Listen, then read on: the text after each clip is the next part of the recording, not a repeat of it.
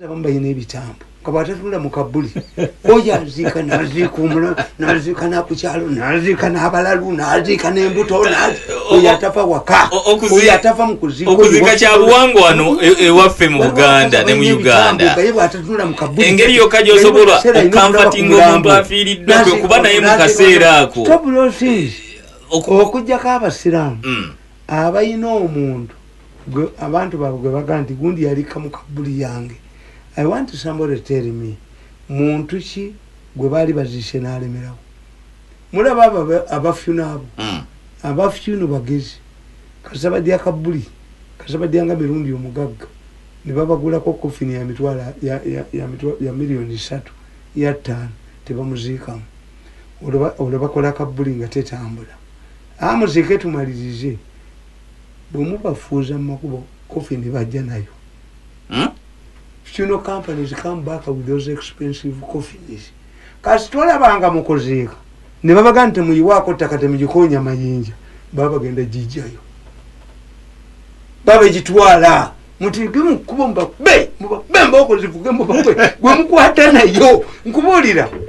Banange temugenda kuzisa mayinja. Temuzisa musenyu. Muzisa obumuli eyo bagitwala. Oyo mufutaliyo. Mubateka mukuba bajja ne grave diggers ne bambaji mukibasuulira bajijayo. I'm telling you. I want to tell you. Ndi ababa fino kasamu baleke magombe. Jenda katonyeze mnana metro famesa nyinyo mnuja uliza. Temunjikanyo kakumanya. Abadan. Egendo Yosefu Tamale minundi. Ojika kejija. Mu studios go. Fino baba. Badana zo okuja kumbateze mbakubone mufuze mboko nevuka mubasanga nazo. You find them to steal coffins. Esebo ndi coffin ya milioni 10 ndi abafune bagerejera kai ya milioni 5 jenda katonyeza mnana ubaka mbufunye kasola banga abafino nga babagamba temuyiwake ettaka wafa mumfufu faza tuyiwako ttaka mutekeko obumuli buno babagenda jitwala.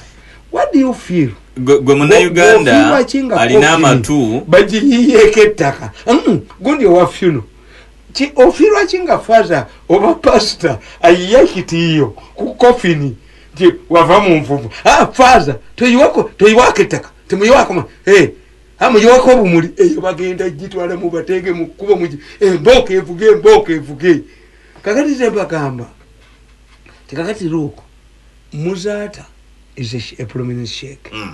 Was a prominent sheikh.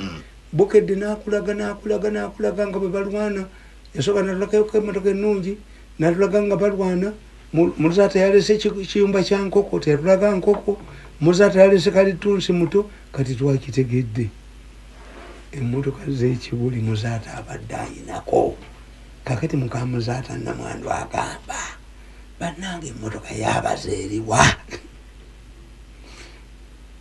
ekinabera kumotoka zino ezazi tulindiridde ekinabera ekibuli takabira Allahu akbar nze mbabulira abantu abavuma Museveni mubafeeko tamale emmotoka za Museveni bazizize muzata bwaba yafa tamale muzata bwaba yafa tafunye motoka ye ekitegeeze yali tenajja kati Bobi Wine yezo kulinya ekibuli yakavayo juzi yabadde ujuzi nga motoka zize Bobi Wine asabireyo Bobi Wine asalireyo encha asalireyo ekibuli olaba abasalafu abayine bamule nonye imamu kasozi kati nange nkutadde mu koona ekinabere mwe kakati babadde bakozesa Bobi Wine kufuna motoka zaabwe omuntu yenna avuma Museveni abayina byamubanja jenda katonyeze munana metro famesa nyinyo tamale minundi abasajja bakulu tubimanyi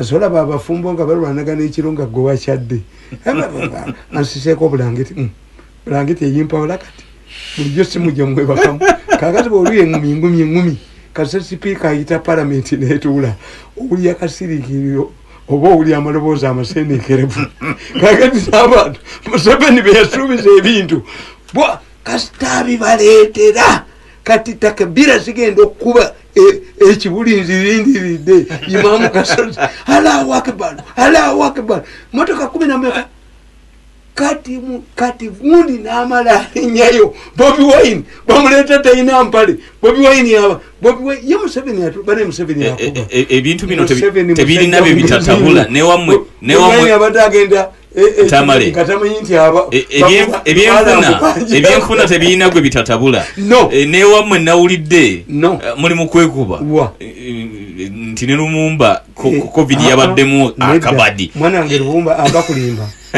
Museveni kambabulire Museveni biliyoni 5 kubuli Museveni musajja zogerwako okubanga tezina wezi kana kalwa te Museveni kakoze kajawulo nnyo scientific yanti tuli mu kalwa akali scientific National Task Force wajibulideko nange kalinsa ne nawulira nawe uli ku task force byali bya bulimba yampandikire baluwa nange ndi wae kuba obutabo bwaffe obwedda ye kati nange tebigenda kunsala kuba nakubavunje simulama nange munonye atekwe bikusala atekwe bikusala nabugaba sibujeyo ne Museveni musajja mugezi Bobi Wine yamukubiza buyekera bwokka namunyaka mu weekends singa kalukabadde ka myezi 3 Bobi Wine mu wiki 2 abaddawo goyogera ko nti akubiddwa abatuuza bufufu fenna kuzino temukyatuula aligwe tomanyi oyo Lumumba yabagambye sente zigende butereevu ku district bali bagule bwakamu kakati ekigenda okubeera ku district sembimanye ebyomukyalo ke bali kugamba nti omumbo gw'emmere n'enva ogw'abantu beekalagala tugwadde tamale mirundi bakunoonya ne mutoyi abenaaleemu ku district baagala balabe ng'akawunti chairman w'enaaleemu yaziridde bajja muyisa mu ttaka eno babadde bagamba wakisirire ne bagamba ki sente tezituuka bazibba kati Lumumba bwe yajjayo ba middleman kwe kumugamba ki mbu yabbi Lumumba tanabba ku sente because you people what you don't know where does the money come from? The money comes from the president. Ekitegeeza even nze bw'oyogera nyinza okulekera mukazi wange sente kakati abaana ne bagamba daddy mami sente ze wamulekera teyagula kino na kino nga nze sente ze namulekedde byeyaguze zimala. Who knows how much money Lumumba got is Museveni. Nobody else. President yabagamba ekibina kirina structure zaakyo era kirina walabyeko National Task Force kana akaluka pya Museveni ayina obukudi obabumeka kano kakiyekera kenyini akekiyekera kano kakiyekera kenyini abanyisiza akalu anti kekasembayo Museveni n'amala asumulula sente kugana agabige akategedde nti nga bw'oyogera nti minzaani yeevuunisa gwe bawadde biliyoni atuusa 10 taddeyo mulaba akwata Rwanda ekyo kikiri lwaki olowooza nti ye Lumumba yazituusizza lwaki olowooza tamale lwaki olowooza nti Kasule Lumumba yazituusizza ng'atokkiriza nti abalala basobola obutazituusa Lumumba ye yagambye Lumumba ntekamba bulizi nawandika dda nti NRM has never got, Uganda has never got a secretary general who does not harbor president ambitions. Mumulibana bato. The first secretary general of UPC was Kakonge. Obote feared Kakonge because Kakonge had a master's in economics from India. Obote litasomi wa A-level. Namutya nnyo. Kakati namugamba nti Kakonge gwe kyoba okola togenda mu constituency kwesimbawo. Kakonge was Munyolo. Gwe kyoba okola coordinatinga secretariat. After all tugenda kwegatta ne Kabaka yekka ffe tugenda okuwangula nja kukuleeta mu 10 nominated MPs. All of these people everywhere omukulembeze bamuwa 10 nominated MPs. Museveni bazimujjako yina abantu 10 mu parliament. You have people like Nsibambi, the red, these highly educated people who cannot stand the yellow tebayinza bawa kalulu. Kati Museveni baba mujjako yabasigaza kuba minister ex officials ate tebalonda. Nali nayo naye. Kakati ne balonda abamaji. Obate yafula streeting Kakonge. As we are celebrating independence, Kakonge was freeing with the first exile to go into exile. Yagenda Tanzania.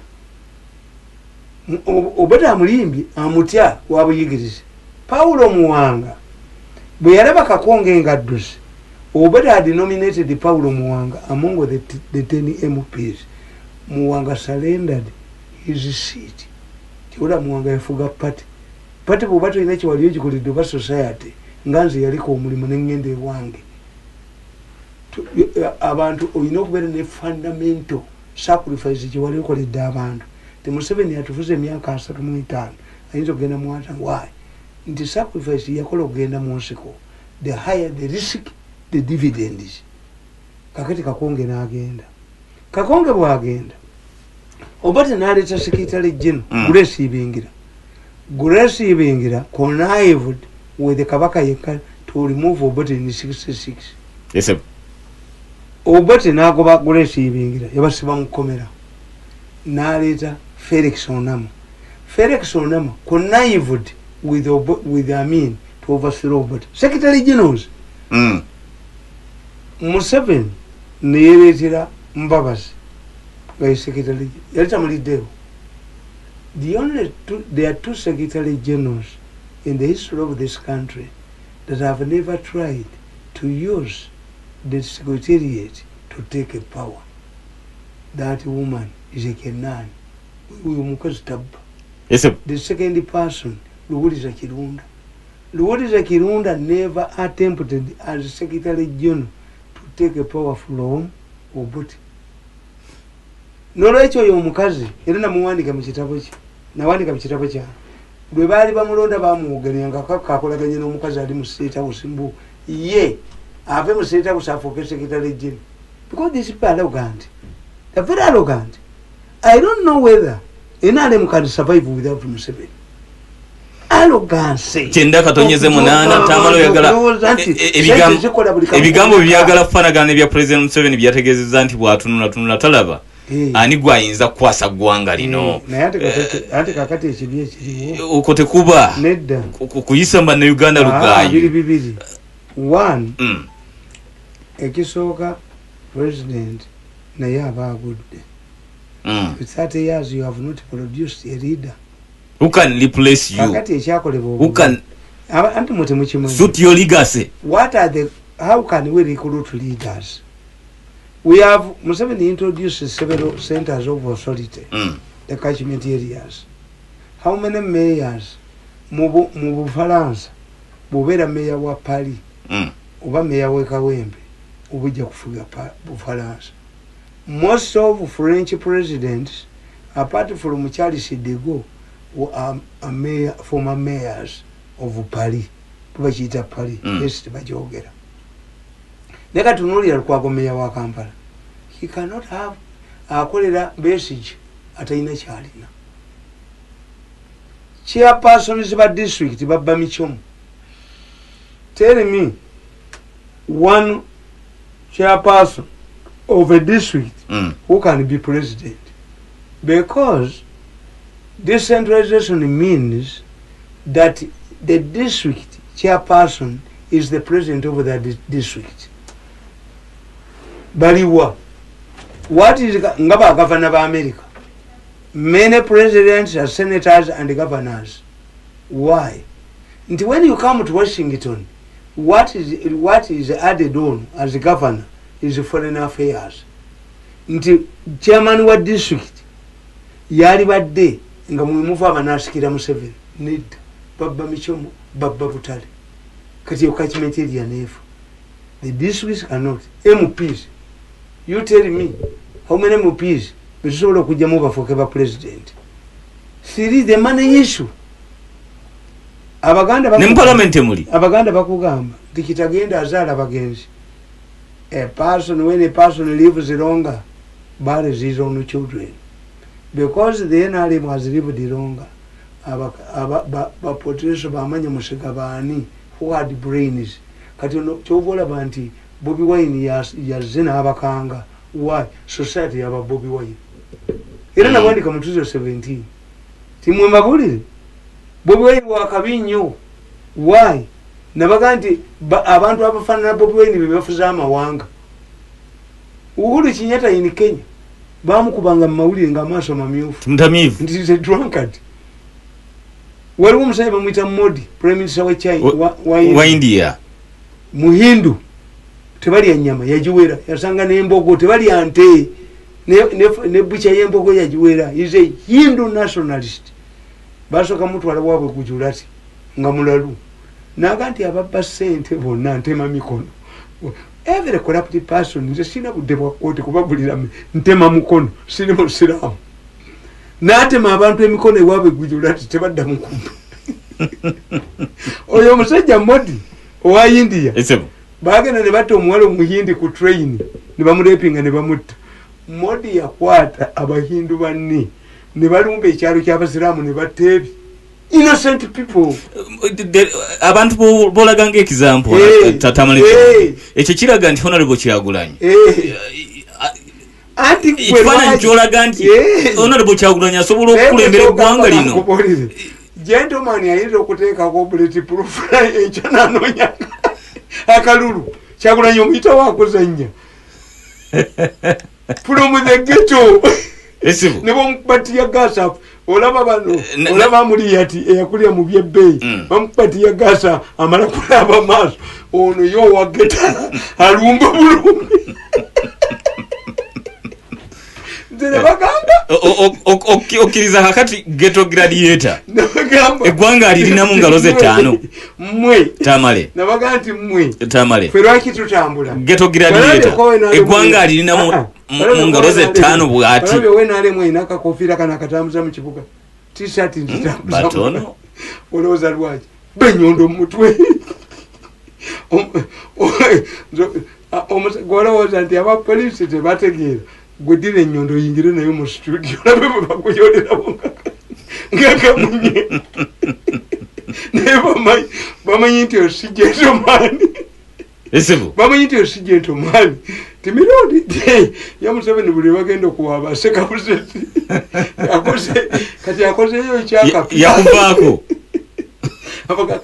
kati yakozeyo ekyakapya bamuga nti atambula n'ennyondo n'asidi naki mukakasa atambula nabyo mulinda byokyeko omu musibe n'okusinga kitatta naye teyabaga nti mubimuggyeko bo baali balowooza nti agenda baga nti disamuhimu yabaga nti ayinaki acid n'ennyondo. The man is moving with the jerrycan of acid, your excellence, and the hammer.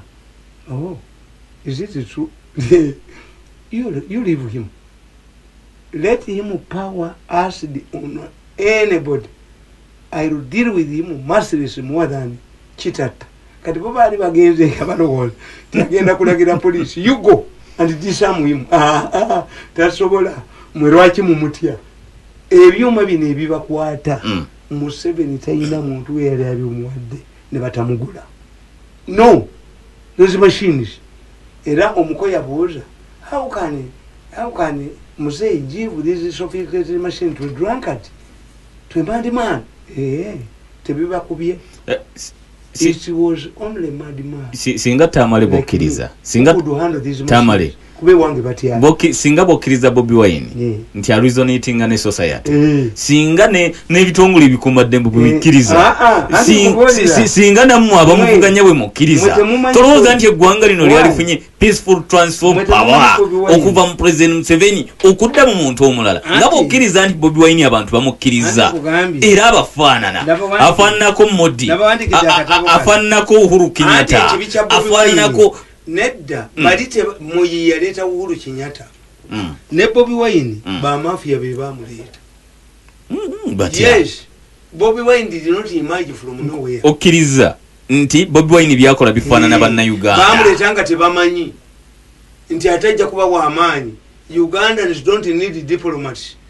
Gwe kankubuuza omusajja ayina emundu 27 naga nti ngenze kuba gavumenti eyokero tebali mwise mulalo. Singa Museveni yajja ewamu n'agamba tugende ffena waaligenze naye kitange yagenda naye olaba nti Museveni yakugamba bwe bamala okuba kabamba n'abalema yatuula ku faamu ya Ssebuliba n'atuula ne banne ne bamugamba watuleese kututtisa. Museveni says we allowed these people to go back naye taboogera manya gaabwe. Museveni kwate mundu abiri mu musawo. It was unthinkable. They could defeat. Mwalaba kakugaba ina tanka. Government ina tanka ina emizinga ina katuse inachi. Umusajja na gun 27 guns. That was madness at its level. Kakati mbwe nabano bensite banagitegeera. Kakati Bobi Wine ekizibu kye. Ti Bobi Wine togamba nti singa ze yekka nga ffe bwe twekoze nti tetwali anfuga. Tontwala mulimu nagukulira gubalekera tebajja kunjonga. Tonteeka akakiiko nno siri twakita ndi gwonvuga nontwala genda kokulima siri mbuzi. Bobi Wine si bwali ne Besigye si bwe yali. We don't have that person to do this. No. Amuliyati Besigye si bye amusubiramu okukola. Amuliyati yali mu parliament ng'ayinza okukola efujja eri n'alinnya boda n'akola ki. Naye was underestimated by Besigye. I'm telling you. Nti omusajja n'anoonya akalulu. Do you know? Did anybody know mu parliament nti Amuliyati is as stubborn as he is? Nti banziyemu engatto. Siriddamu kuzambala paka gundi. N'alinnya boda nti abakubye ekimooni. That is the Amuliyati in parliament. Katula kebisebuka embeera ekufuula kyobadde tosuubira mu muntu embeera emuwaliriza okukola ekitasuubirwa kyekyawaliriza President Museveni okukwata emmundu 27 to counter a government erina all machinery zotayinza kulowooza. Akatabo kange kano kali ku street kati bakatunda bookshop nkatutteyo nawali ngamba bakayitani akatabo bakayita Kyagulanyi, The Rise and Making of Kyagulanyi, Bobi Wine and the Story of Kasobeza abamubbi wa munju nga ne bumutuula okuteesa temuyinza mukwata. Bobi Wine akubye gavumenti n'agikuba ebimooni lwaki? Bobi Wine wa munju abazanya buzanyi owomunju yabatadde ku bunkenke owomu nyumba era kyavudde abateeka ku bunkenke bwabwe tamale muteriiriyo gulira wano oli anunga nkugamba nyamu erisikiteeka omuntu nkubuulira Besigye nabaga nti wa munju yes nawulira mukwano gwange Lukutana ng'avuma Bobi Wine tanaba kutuuka abulayo emyaka 2. Lukutana is a close relative of Bobi Wine. Ekyo badde okimanyi? Lukutana mwesigwa. Yes. Tamale na Bobi Wine ava Gomba, Lukutana ava Ntungamo. Nzate mpakana nkugamba Tamale yogere ebisoboka. Akatabo nakugambe. I have explained that the mafia wing of the elders who identified, nurtured and groomed Bobi Wine want Museveni in power. Ba mafia baleta Bobi Wine is the elders wing mu government. Abagala Museveni aveeko naye baali batya kubigenda maaso ebyagala okutwala gavumenti yo Tamale bakubya amaato ku nnyanja kakati tebagamba musobi yabadde akuba amaato ku nnyanja yasaba vubi yabbe nnuuni. Bobi Wine atuyambye. Bobi Wine has helped this country as force to make reforms. Bantu bafudde Tamale owoza ayamba gavumenti kusigala muyinza. Nkugamba nti because they have heavily invested in Uganda. Ba mafia baleta Bobi Wine be invested mu Uganda. Mu Uganda mulimu group ezirwana 3 mwenalemu. Mulimu the Elders Forum ba mafia bagaga. Waliwo omuko naye ina group ye. Kakati ate waliwo group ene ey'abantu babirungi be bagobye be bakyusiza. You don't know the factors as you know. Yeah, you know. TNRM is split into 3 groups. Tamale ekyo kitegeeza kusigala nga mukutta obuyinza oba kitegeeza kubuluuzinga because once nakugamba nti ababbi bana bwe babanga ennyumba bagikuba kuva mu bisenge binoga nti beeyawuddemu. None of them is thinking about bo balowooza nti Museveni kyekizibu kya Uganda have helped Museveni because they were heaping everything on Museveni. Bo bamusuule kyobulaba Bobi Wine tebamutegeera. Kakati nkugamba nti who are full of nkugamba unlike members of the youth wing eyomuko who are full of arrogance and think they can use money to impose or succeed Museveni have thoroughly analyzed the domestic and international trends. Bano ba mafia abakulu bafanana group y'abantu ba birungi bajeno birungi bano abasajja bakulu bategeera bojja ku Museveni kiika tetukikwata ne muwanga bwe yakola bebaleta Bobi Wine muteringiyo nkugamba they lost a situation of spending the rest of their lives in exile or in jail. Therefore they came up with the two measures.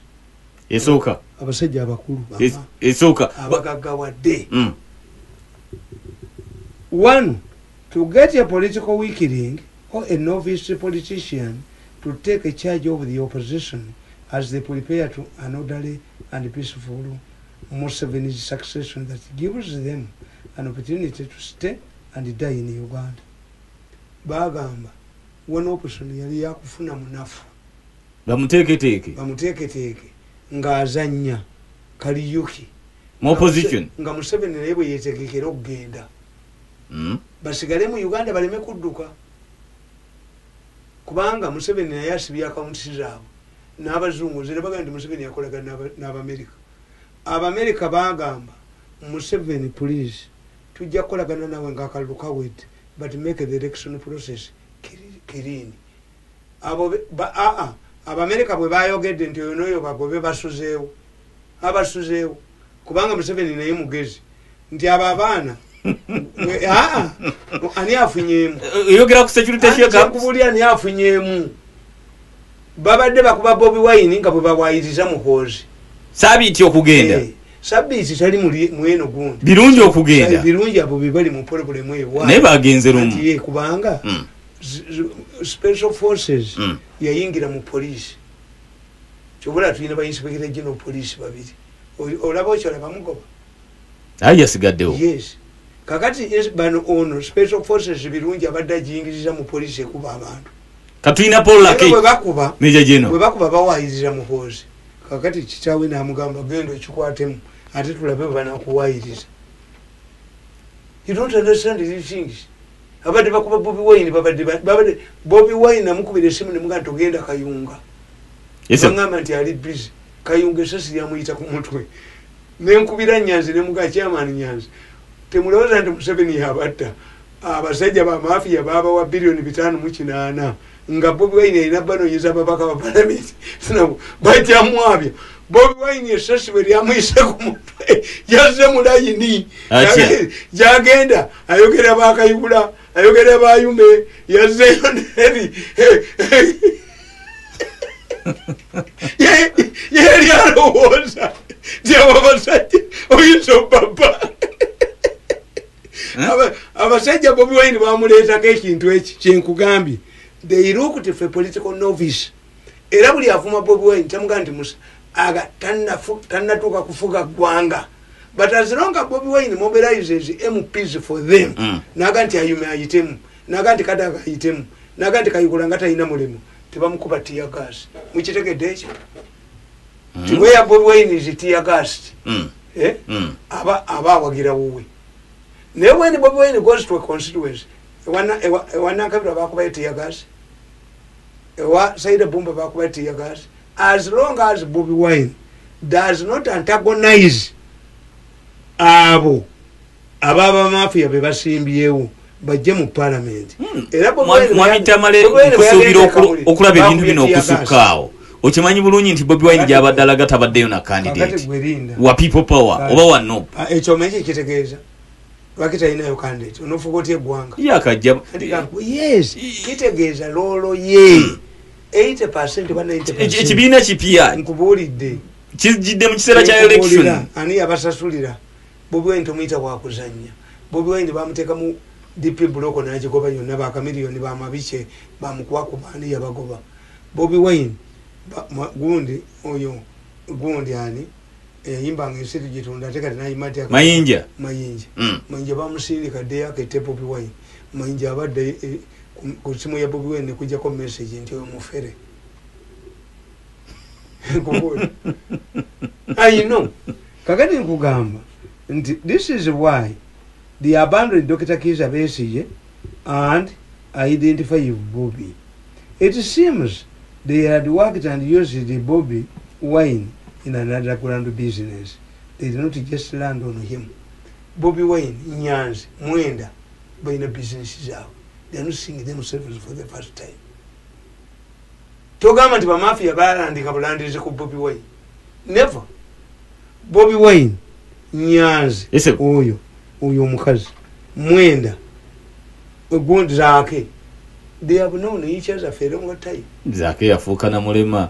Toyinza gamba nti waabwe nga Zake mulema olwalira atambulira ku miggo. Nkugambe, why did they identify? Enkuba gye bakuba Bobby Wine naawe wagiraba. Kitwajuwinga kiri kimu. Nkugambe nti badropinga Besigye ne bamumma ssente. Besigye yali azannya omuzannyo guno. Ne bagamba nti ku luno Museveni awiikeninze nnyo. Besigye ayinza omukuba. Katuleete Bobby Wine omunafu. Bobby Wine n'abeefuulira. Ezo sente nkola the expense of losing life. Nazo nzibu tamale. Kyagulanyi's life was rehabilitated. Mwenye nkola gye bakola mu Kyagulanyi. Kyagulanyi, he was recruited by police to help them fight drug use in youth communities. At that time, Kyagulanyi had composed a song titled Tugambire ku Jennifer, referring to the executive director for Kampala City. Jennifer Musisi was a darling of the mafias who used her to exploit and take over land in Kampala, especially leases, which had expired. They also used the Musisi to claim a monopoly for public transport. Kyagulanyi was paid to attend the Musisi's annual galas in Kampala, city where billions of both public and private funds were sunk. Kyagulanyi went for an HIV test, which was publicly publicized by Buked, the newspaper. Under the control of Kabushenga, Kyagulanyi officially married at Rubaga Cathedral, and the mass was presided over by the Archbishop of Kampala, Cyprian Kizito Lwanga. This was intended to reinvent Kyagulanyi from the lad in the ghetto. This also explains why Kyagulanyi was common on Museveni's mobilization functions. Teyayimbangako. Kituufu yayimba naye mu kiseera kyo yali mukozi wa nsimbi. Nti bamulandingako bulandinzi. Never. Tamale. Kyagulanyi. Oyogera ku Kyagulanyi mu myaka ya 2007. Was prepared. Yabaddu ekimukubya yava ku loolo yabaddukako. Mukalulu yayimba 2011. Kampeni za 2011. Yali mukozi wa nsimbi ng'akyali muyimbi. Nkubulidde nti these mafias, the moderate mafias, they baze identified Kyagulanyi. Kyagulanyi bamutuusa ku level. Kyagulanyi bamukwasa omusajja bamuyita Amsterdam. Amsterdam amutwala mu America. Amuintroducinga ko CIA. Abaddukako. Kyekimukubye embooko. Omanyi nti Ssebaggala bwe yagamba nti agenda kwesimbawo Hajji alagidde tebamukubako nga banoonyeza obululu. Ssebaggala bwe yava ku mulamwa ku ndagaano n'agenda embala ne baakuba amasasi mu mmotoka ye. Ekyo kimanyi? Ssebaggala nze vehicle was directed bakuba amasasi mu mataala. That was a sharp shooter. Why? Ne Bobby Wine kyekimu bade bamutidde Kayunga ate bakutta bakuba esozi nekuyita ku mutwe nodda ku mulamwa mubayita mmere abasajja abo nze singa siina biri nakoona obutwe mitwale ebirundi singa siina biri singa nafadda biri lwakita bikozesa kwabo wotakiriziganya nabo. This means Nalweso namusonyiye bamusonyiye bamuyingiza byombuyengize Nalweso namusonyiye ate Nalweso mwana namuyitanga senga bw'abaana. Nalweso yakwatanga sente nawe naddala omutani wange yagenda Scotland n'asoma nga Nalweso yamuweereza sente. President directed him. Namutani wange yagenda n'asoma amafuta Scotland. Nagenda Scotland ku graduation nga babuuza omuddugavu ono omugagga naggagga yaani ono. Museveni yankolera ebirungi naye takaba sente. Oba gwe atasimba. This means that as long as Kyagulanyi remained the mafia's gold mine, had maintained their hope to squeeze money from Museveni. The mafia, however, blundered. when they created a political party for Kyagulanyi, I have already explained that NUP, which was one of the NRM creation under the close eye of Ruhakana Rugunda and Yamanya Musega, found this way into Kyagulanyi's hands. The mafia has reasoned that investing in NRM has its problems. NRM controls the parliament through the party caucus. And therefore, they wanted another party to assist them control NRM members and the different.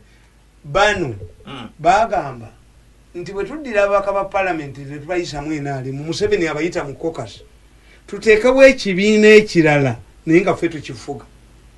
Okitegedde? Okimanyi nti NUP kibiina kye NRM? Oyosama ki? Kiri kibiina tamale. NUP kibiina kye NRM Rugunda ye patroni waabo bulinga 30 n'amanya Musega.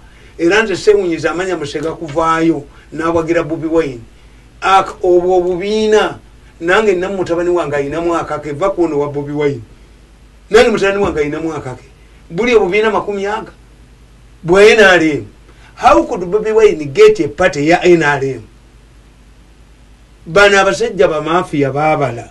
Tuyina okufuna omujega. Abalemeredde.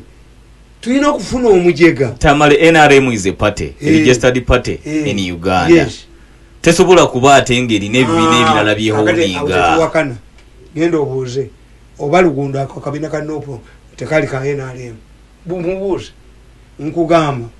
However, creating another political party with the Sobi, Bobi Wine, at the top, backfired. Much as the mafia-oriented media and the paid-up politician exposed Bobi Wine as inferior, the international community sees it differently. Democracy means that a president is not a king. Americans and Europeans have seen well-educated people like Ronald Reagan, who was a film star, and John Major in Britain, who started Katibana Abasajja Chebeerabira. Abazungu bagala Bobi, America bagala Bobi Wine. Besi agenda ne bakuba Twin Towers. America pressure jetadde ku government ya Bobi Wine gwejitegera. Bobi Wine afiitinga mubali benna kugambye. Ti America yeetaaga abaana abato okugoba abachina mu Africa. But abafa ku education. And even if you are not educated, they can get you handlers. John Major alita somye. Chenda katonyeze munana tamale kwata. Ronald Reagan alita somye nnyo. Okitegedde kyegamba. Eisebo. Kwati musoma katabo kange kano mulabe the making of Bobi Wine. Nti ba mafia be bamuleeta. Nti baleeta Bobi Wine. Na bafuukira. Nkugamba nti bensobi gye baakola. In politics is based on numbers. How can a marijuana smoker, as they talk about Bobi Wine, get an endorsement from people and attract large crowds? Why is the government concentrating on him and leaving him to courts of law, or to not leaving him to courts of law or voters? In fact, Ugandans prefer a marijuana smoker to highly educated individual like Amama Mbabazi. And this is why his critics have learned back to the drawing board. His example is comparable to a professor who loses his beautiful wife to an illiterate houseboy. The real reason is that Ugandans, especially the youth, have lost confidence in the elite who have failed to solve their problems. Bano tebakitegeera. Nti Bobi Wine si munafu. Okuvuma Bobi Wine n'omuga munyu wanjaga. Atenga gwe wamuyita rehabilitated himself first. N'aluyimba simanyi twanywanga amasada simanyi twakolanga ki. Olufaanana olwakafeero. You rehabilitated him. Kyagulanyi yeekolamu omulimu. Bamukolamu omulimu. Nga tewali amukozeemu mulimu. Bamukolamu omulimu. Because this was a personal initiative. Mbagamba bulijjo. Nti singa omusajja bakugaa nti yatomerwa endiga. Oyitoka mukazi wa mukuule. Lwaki okuba enduulu ng'eyatomerwa endiga atwala mukazi w'omulooki. Anti oba kuswadde talina kyagenda mukola. Ekikubye enduulu kiki. Kagezi oba Kyagulanyi muyaga.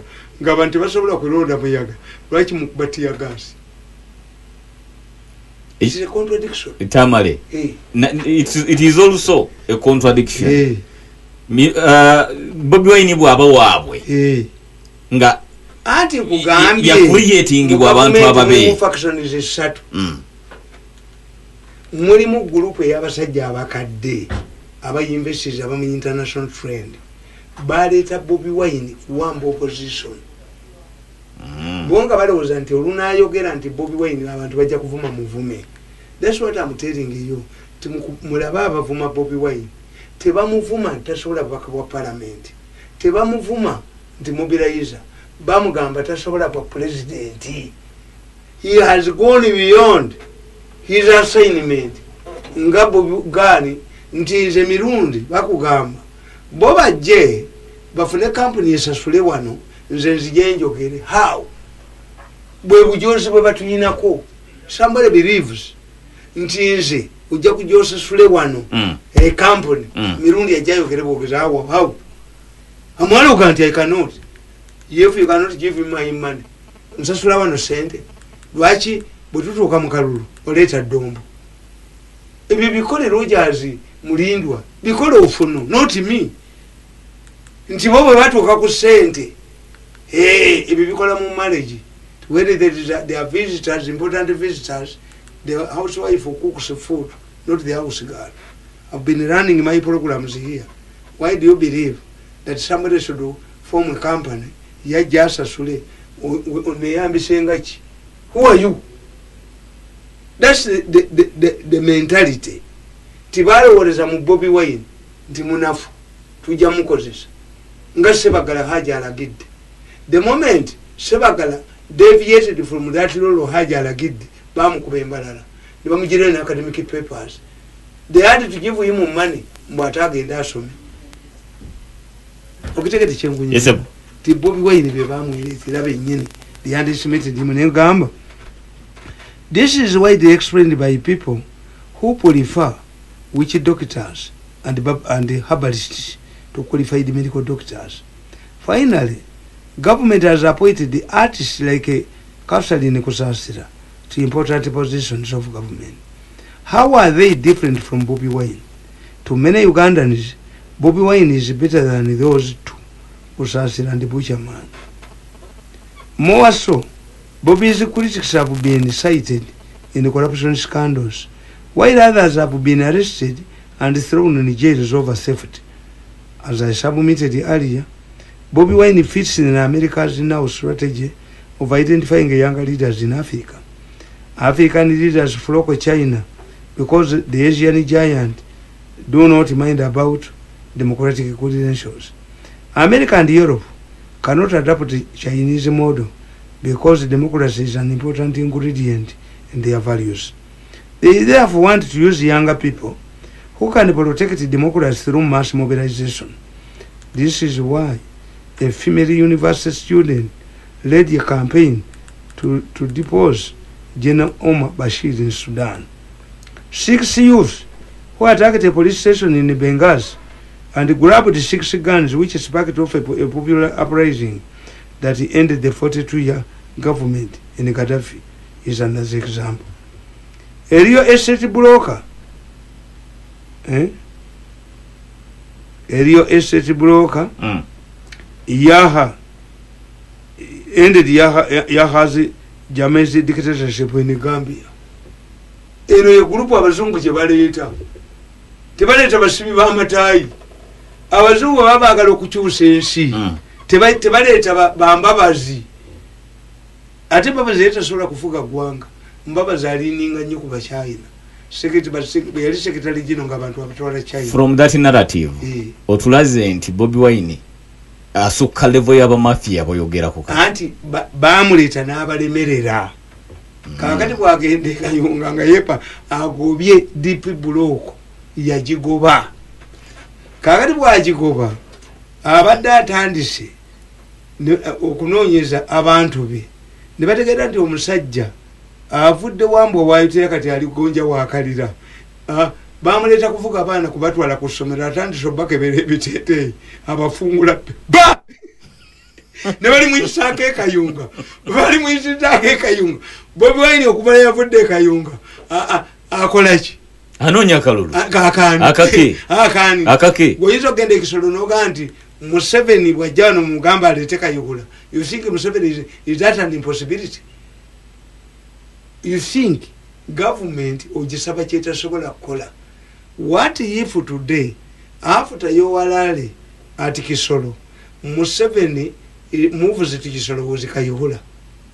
You cannot Bobi Wine na yemu muntu esasiri bamuziza mulaini kasenga sebagala bamusasi yaduka genda kusomana duka ne mu byobufuzi nawo okimanyita osoma embeera eri mu kitundu nomanya nsonga ki campaign ati kyenkubulira okuva lwe yavudde esasiri yawonye ekayunga is he the firebrand Bobi Wine?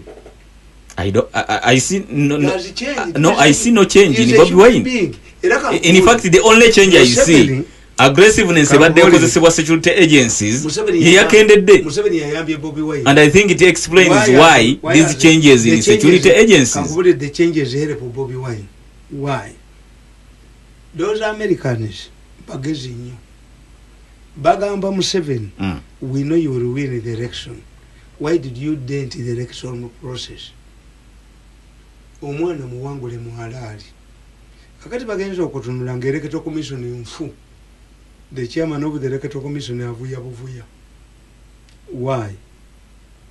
Abana bankatono banziti bakambwe nganzi nete basobola kunkuba naye balabe ekifaananyi kya Bobi Wine ekiryandongo eyasuza abukinze woteri ye n'agenda okuddayo akakazi akalinga empiki ne kamugaana n'asula ku kkubo n'akwata botto y'amazzi n'asenya. My children asked me that we know you are intelligent. Are you going to defend this? Nembogamba, I cannot defend this. That one I cannot defend. Did it attract the attention of the chairman electoral commission? Bobi Wine nagenda simanyi abadde aba police ne bamugana okugenda saying tiyabadde alaga wabaddeyo candidate. Yes, the candidate had already left. What was the meeting in Marasawa Mega? Meeting ya candidate yabadde Marasawa Mega. This man slept on the roadside. What is the importance of Bobi Wine's policemen? Batambula nabo. I give you an example. Nembaganti is the president yenyamba ku exposure.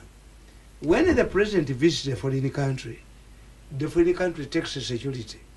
Kubanga ne mundu zigendera ku nnyonyi. Bali abaserikale baserikale mu advance baba na mundu. You entrust your security on those people. The president is given an ADC gwatambula naye amanyi olulimi lwayo amanyi bwa communicating ne banne. I think the police gave security guards to these candidates to communicate with their policemen. Yes. Kakati njagala ombulire. Ba police guards aba Bobi Wine bakola mulimu ki. If they cannot communicate with their policemen, fellow policemen, it means abo tebabadde ba police, babadde ba amaje. Chovula ba Museveni agobye birungi namujjawo. Kyenda katonyeza mwana Metro Pharmacy nyiryo kafali birungi toka upesi kasali jafali agambye nti Mr. Muliondi aba Nigeria abayimbi okujja mu Uganda government onabuza gani sabiti mudira mu Rwanso. These special forces people are under the command of the special force commander, even where they're in police, whether they're in police or not. And this is why we have two factions in the police force. We have the military and the usual police. That's why Ochola says he's not aware and he's not sacked. Kakati chitufunyemu mulishafeno. Bwana babadde bakuba Bobi Wine tebabadde ba police. Babadde ba special forces. Kakati kaleete nga bwe bamala obakuba bawayirizani Muhoozi. Kakati Muhoozi lwaki Muhoozi atabaddeyo? Muhoozi abadde just a presidential advisor. Tukimanyi tulina Muhoozi project ne Lwabwoko project. Waliwo n'abagira Lwabwoko. Izo mbadde sizimanyi. Yes.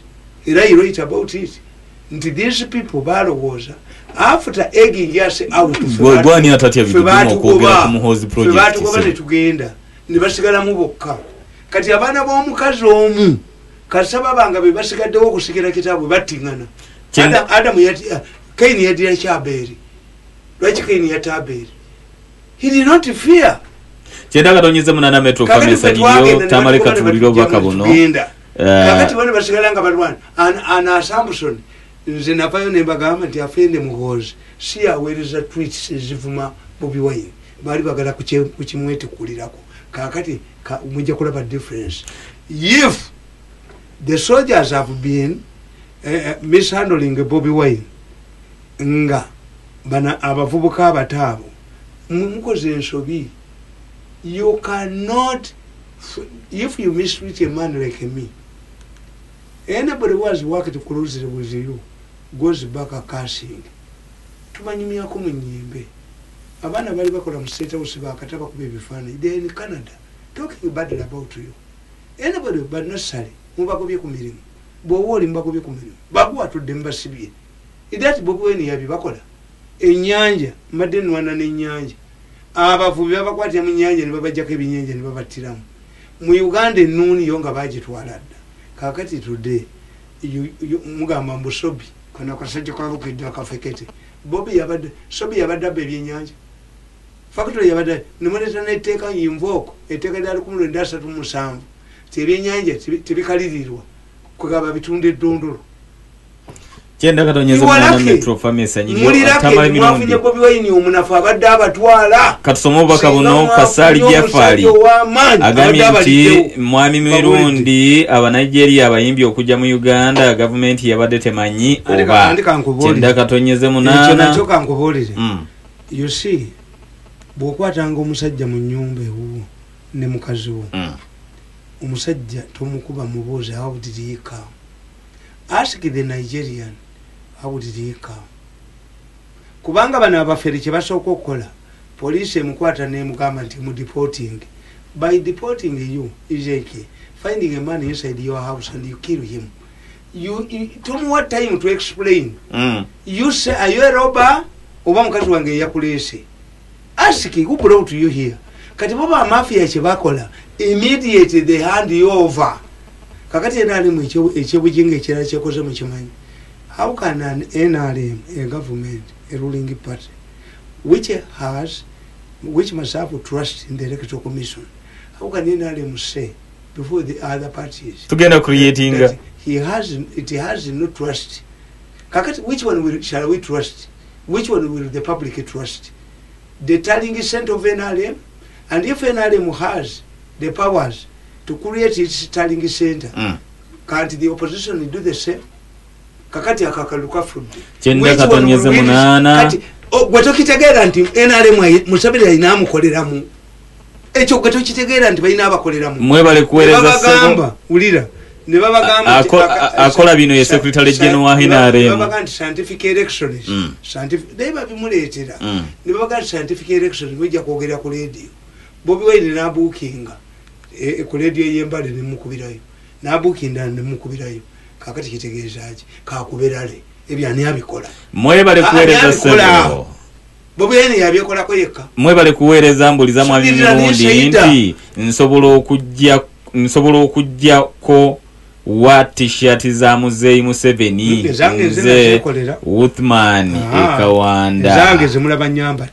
nenkufira roza wali wajina nenkufira wali wajira bye naleta nenkufira mutwalo gumu ngandoza nja mulaba nzikiria lingezingire ansenyiwe taxi gundi zine nkufira nazireza ne sinaba baluwa yange teyajiddamu kakati goloza nti abena ali mbamanyidde okugula ebintu abena ali mbamanyira bya bwerere that's why bwolabe bifana bya Bobi Wine bwaziwereza nekikulya bwazingiza nekikulya anti nange abetolodde mu 70 banjagala waliwo yali miliyoni zange lukaaga nga president yagambye bazimbe naye ate ekyenja omukola njabwe alifa enyuma ajeta kuza mayinja